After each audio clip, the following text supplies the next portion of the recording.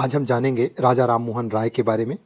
राजा राममोहन राय, इनका जन्म 22 मई 1772 को बंगाल के हुगली जिले के राधानगर गांव में एक संपन्न ब्राह्मण परिवार में हुआ था। इन्हें भारत के नवजागरण काल का अग्रदूत, महान समाज सुधारक, शिक्षाविद और आधुनिक भारत के निर्माता के रूप में जाना जाता है। इन्हें कई भाषाओं का ज्ञान था, लगभग 1 दर्जन भाषा का ज्ञान था, जिसमें संस्कृत, फारसी, अरबी, लैटिन, अंग्रेजी और ग्रीक भाषाओं का इन्होंने गहन अध्ययन किया।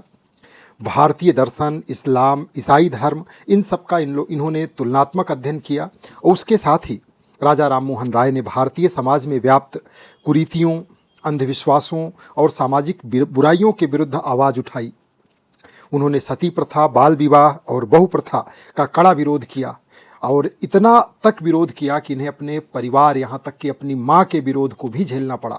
सती प्रथा को समाप्त कराने में उनका योगदान ऐतिहासिक रहा। फलस्वरूप लॉर्ड विलियम बेंटिक ने 1829 में इसे गैर कानूनी घोषित किया।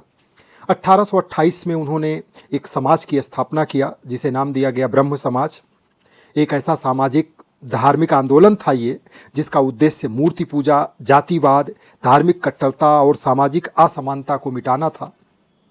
उनका विश्वास था कि ईश्वर एक है और सच्ची भक्ति का मार्ग ज्ञान, नैतिकता और मानव सेवा से होकर के गुजरता है। राजा राममोहन राय ने अंग्रेजी शिक्षा का समर्थन किया और आधुनिक विज्ञान, गणित, इतिहास और तर्क शास्त्र की शिक्षा को आवश्यक बताया।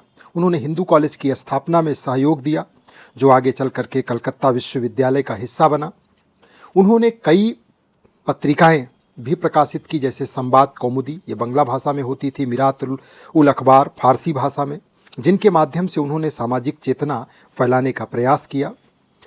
राजा राममोहन राय को 1831 में मुगल सम्राट अकबर द्वितीय ने राजा की उपाधि दी। 1833 में इंग्लैंड में उनका निधन हो गया। राजा राममोहन राय आधुनिक भारत के महान पुरोधा थे, जिन्होंने भारतीय समाज को जागरूक, विवेकशील और प्रगतिशील बनाने की दिशा में अपना अमूल्य योगदान दिया।